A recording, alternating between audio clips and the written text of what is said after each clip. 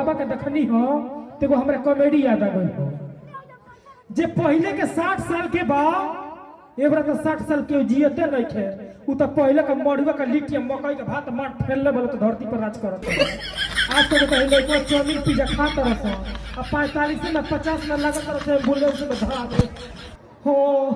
hospital में तो हो सके का पता चलत कि लगा एक्सीडेंट से मर गई हाँ तो पहले के लोग बाजे 60 साल आजकल धरती पर राज करता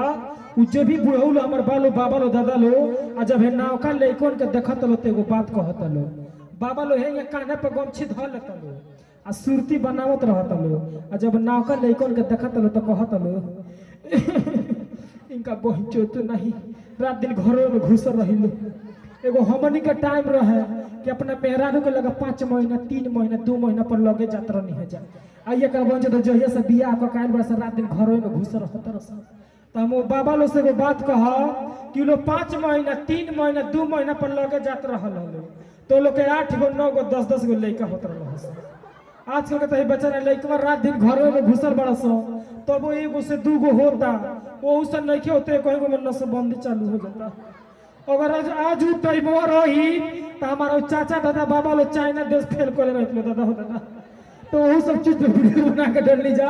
जो उनकी सबके अच्छा लगल बड़ा प्यार आशीर्वाद मिलल आई कब कब हमने के घर में हमने के परिवार में कुछ ऐसा को मेहरारू बड़ी सो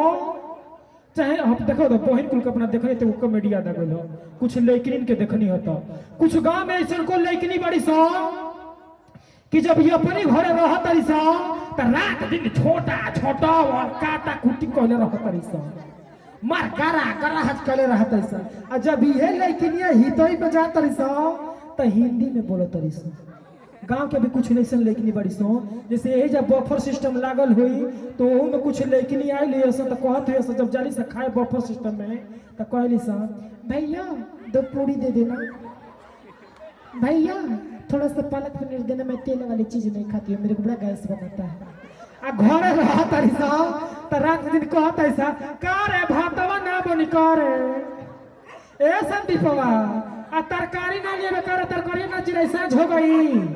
त घरे रहत ऐसा तेंग बोलते ऐसा बाहर जाते ऐसा अपन लगत ऐसा रुतबा दिखावे मगर वीडियो के माध्यम से संदेश देले बनी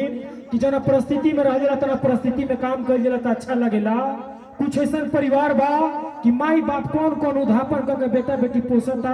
और ये बेटा बेटी 2 दिन खाते चल जाता देवरिया गोरखपुर में तो गाँव आके लगता झारा तो स्कूल हमने के नहीं करके मगर लइकनिए ना कुछ लइकवो ऐसा बड़ा सो के करी के माई समूह निकाल के 3-4 गो फाटल जींस किन दल बड़ी और जब मार्केट में घूमत रह कटिया बाजार में तो कहत रह मैं गैंगस्टर हूं की हो रे मैं गैंगस्टर हूं